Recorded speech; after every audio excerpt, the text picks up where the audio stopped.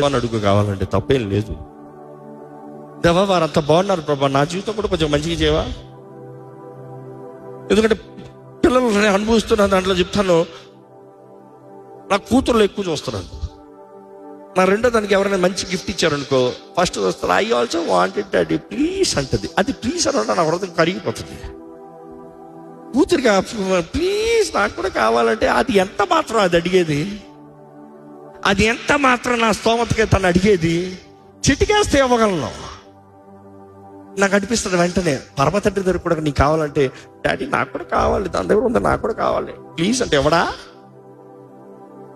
నువ్వు అడిగిన దాన్ని బట్టి కాదు, ఆయన మహిమ ఐశ్వర్యం చొప్పున నీకు ఇస్తాడంట. అడిగి ఊహించి వాటికంటే అత్యధికమైన కార్యాలు జరిగిస్తాడంట. Stop asking people, ask God. నీ పరమ తండ్రిని అడుగు. ఎక్కడ నీ హృదయంలో చోట వద్దు, ఎందుకంటే ఆత్మలు దూరతానికి సిద్ధంగా ఉన్నాయి. ఈ దురాత్మలు ప్రతి ఒక్కరు పొంచి ఉంటాయంట.